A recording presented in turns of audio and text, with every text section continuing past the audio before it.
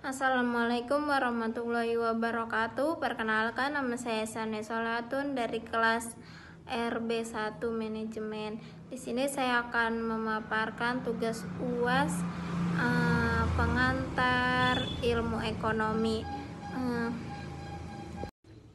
Di sini saya akan menjelaskan tentang makroekonomi.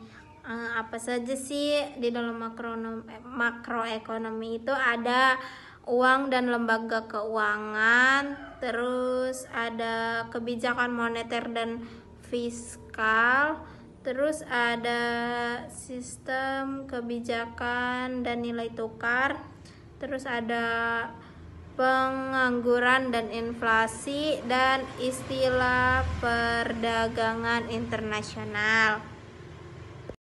Yang pertama, di sini saya akan menjelaskan tentang uang dan lembaga keuangan.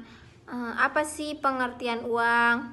Uang adalah alat pertukaran untuk melakukan pertukaran atau perdagangan transaksi atau sebagai alat pembayaran yang sah.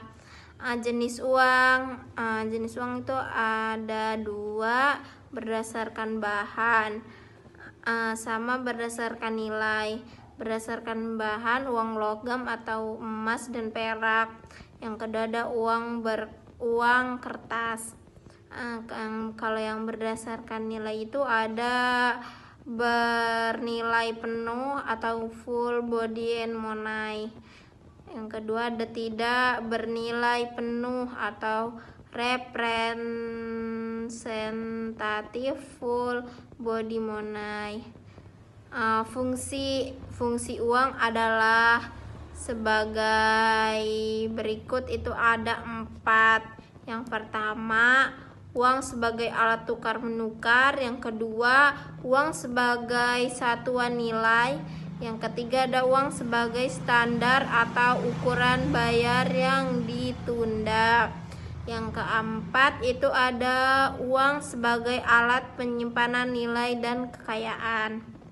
Di sini ada pengertian suatu lembaga untuk menghimpun dana dari masyarakat sekaligus menanamkan dana tersebut dalam bentuk lain berupa aset keuangan. Selanjutnya di sini juga ada fungsi lembaga keuangan, yaitu ada 5. Yang pertama, memberikan jaminan keamanan penyimpanan uang. Yang kedua, menyediakan alat transaksi untuk kegiatan sehari-hari. Yang ketiga ada memberikan informasi kepada nasabah. Yang keempat ada memberikan pembiayaan untuk usaha dan kebutuhan konsumtif. Yang kelima itu ada memberikan pembiayaan untuk usaha dan kebutuhan konsumtif. Di sini juga ada jenis lembaga keuangan. Jenis lembaga keuangan itu ada 2. Yang pertama, lembaga keuangan bank atau bank sentral, bank umum, bank perkreditan rakyat. Yang kedua ada lembaga keuangan non-bank atau koperasi, simpan pinjam, asuransi, penggadaian. Materi kedua itu ada kebijakan moneter dan fiskal. Kebijakan moneter adalah kebijakan ekonomi yang digunakan pemerintah melalui Bank Indonesia sebagai otoritas moneter untuk mengendalikan atau mengarahkan perekonomian ke kondisi yang lebih baik atau diinginkan dengan mengatur jumlah uang beredar dan tingkat suku bunga melalui pasar uang. Kebijakan fiskal. Kebijakan fiskal merujuk pada kebijakan yang dibuat pemerintah untuk mengarahkan ekonomi suatu negara menjadi lebih baik melalui pengeluaran dan pendapatan atau berupa pajak pemerintah. Kebijakan fiskal berada dengan kebijakan moneter yang bertujuan menstabilkan perekonomian dengan cara mengontrol tingkat bunga dan uang beredar. Di sini juga ada tujuan kebijakan moneter.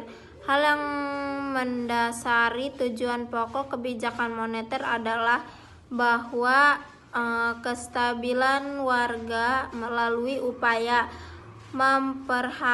mempertahankan tingkat inflasi yang rendah merupakan dasar untuk mencapai pertumbuhan ekonomi yang berkesinambungan dalam jangka panjang.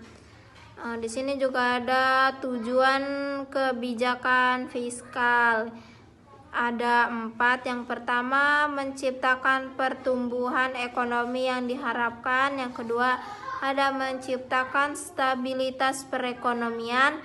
Yang ketiga itu ada menciptakan keadilan dalam distribusi pendapatan. Yang keempat ada menciptakan lembaga pekerjaan. Selanjutnya ada jenis kebijakan moneter, itu ada 2. Yang pertama, kebijakan moneter kuantitatif. Kebijakan moneter kuantitatif adalah kebijakan dalam rangka untuk memengaruhi jumlah uang beredar yang bersifat kuantitatif dengan cara yang pertama ada diskon policy atau politik diskonto. Yang kedua, open market policy atau politiker pasar terbuka atau operasi pasar terbuka. Yang ketiga ada cash remuneration. Yang kedua ada kebijakan moneter kuantitatif. Kebijakan moneter kuantitatif adalah kebijakan moneter yang tidak dapat dihitung dengan angka yang meliputi politik pagu kredit dan politik pembujukan moral. Itu ada 2. Yang pertama ada plafon kredit politik atau politik pagu kredit. Yang kedua ada moral persuasion politik atau politik pembujukan moral. Di sini juga ada dampak kebijakan moneter terhadap perekonomian. Secara umum kebijakan moneter berdampak lebih cepat terhadap perekonomian negara daripada kebijakan fiskal. Selain itu juga kebijakan moneter cenderung lebih efektif dalam mengatasi inflasi, sedangkan kebijakan fiskal cenderung lebih efektif dalam mengatasi resesi. Dengan demikian masing-masing kebijakan mempunyai kelebihan dan kekurangannya masing-masing. Materi ketiga itu ada sistem kebijakan dan nilai tukar. Di sini juga ada pengertian nilai tukar. Nilai tukar mata uang atau yang sering disebut dengan kurs adalah harga satu unit mata uang asing dalam mata uang domestik, atau dapat juga dikatakan harga mata uang domestik terhadap mata uang asing. Sebagai contoh, nilai tukar NT rupiah terhadap dolar mereka USD adalah harga 1 dolar mereka USD dalam rupiah Rp, atau dapat juga sebaliknya diartikan harga 1 rupiah terhadap 1 USD. Faktor-faktor yang mempengaruhi nilai tukar. Terdapat 3 faktor utama yang mempengaruhi permintaan valuta asing.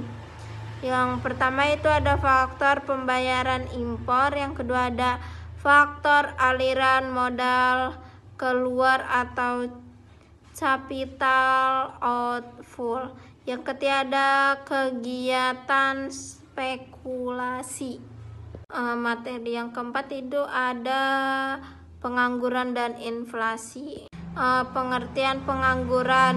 Menurut Sukirno, pengangguran merupakan jumlah dari tenaga kerja dalam bidang perekonomian yang aktif mencari pekerjaan tapi belum berhasil mendapatkan pekerjaan tersebut. Sedangkan nama berpendapat bahwa pengangguran merupakan keadaan ketika seorang yang tidak termasuk dalam kategori angkatan kerja tidak memiliki pekerjaan serta tidak secara aktif mencari pekerjaan saat itu. Selanjutnya ada jenis-jenis pengangguran. Yang pertama ada pengangguran siklikal, yang kedua ada pengangguran struktural, yang ketiga ada pengangguran friksional, yang keempat ada pengangguran teknologi. Di sini juga ada penyebab dari pengangguran. Yang pertama, jumlah tenaga kerja dan tenaga lapangan tidak seimbang. Yang kedua, kemajuan teknologi. Yang ketiga ada keterampilan dan pengalaman pemohon tidak sesuai kriteria. Yang keempat ada kekurangannya pendidikan. Yang kelima ada kemiskinan. Yang keenam ada PHK. Yang ketujuh ada masalah geografis. Di sini juga ada dampak pengangguran. Yang pertama dampak dari segi ekonomi, yang kedua dampak dari segi sosial, yang ketiga ada dampak dari segi budaya. Cara mengatasi pengangguran, yang pertama itu ada memperbaiki mutu pendidikan dengan tujuan supaya masyarakat memiliki tingkat pendidikan setara. Yang kedua, meningkatkan penyelenggaraan job fair dan magang melalui kerjasama kampus dan perusahaan supaya info lowongan kerja bisa tersebar luas. Yang ketiga ada pengendalian laju pertumbuhan produk melalui KB. Materi yang kelima itu ada istilah perdagangan internasional. Pengertian perdagangan internasional. Perdagangan internasional adalah kegiatan perdagangan yang dilakukan antara dua negara atau lebih. Tujuan dari perdagangan internasional adalah untuk memenuhi kebutuhan penduduk, memperluas pasar, membentuk hubungan persahabatan, dan memperluas pasar.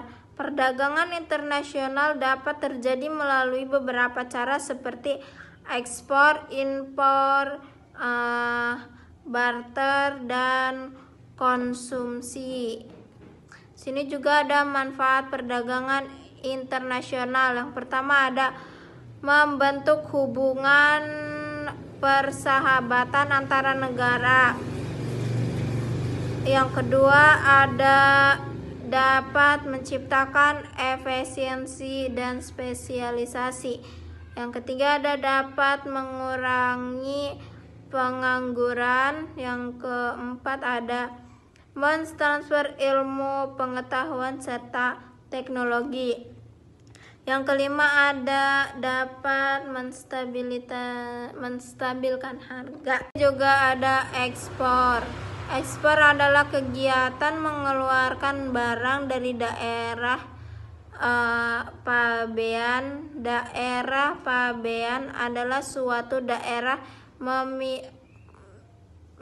milik Republik Indonesia yang terdiri dari wilayah darat, perairan, dan udara, yang juga mencakup seluruh daerah tertentu yang berada di dalam zona ekonomi eksklusif atau ZEE.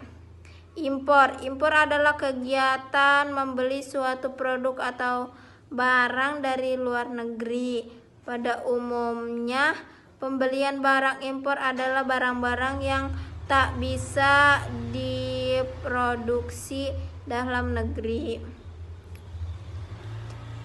Orang atau lembaga yang mendatangkan barang impor disebut dengan importir.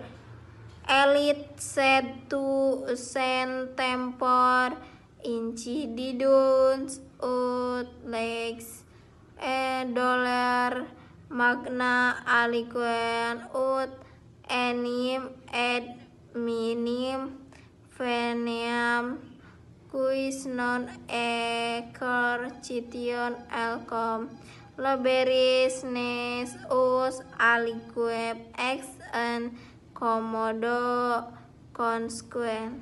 Faktor perdagangan internasional itu ada dua. Yang pertama, revolusi informasi dan transportasi. Faktor utama penyebab terjadinya perdagangan internasional adalah revolusi informasi dan transportasi. Informasi tentang sumber-sumber daya alam yang memiliki dan diperlukan setiap negara sudah luas tersebar sumber daya diperlakukan dalam perdagangan sebagai komoditas dan pemenuhan kebutuhan negara. Yang kedua, ada keterangan setiap negara memiliki kebutuhan terhadap barang konsumsi atau bahan baku industri. Namun tidak semua negara memiliki semua bahan yang dibutuhkan dan tidak ekonomis jika harus memproduksi barang itu sendiri. Perbedaan hasil sumber daya alam dan teknologi juga menjadi penyebab sebuah negara tidak bisa memenuhi segala kebutuhannya. Thank you.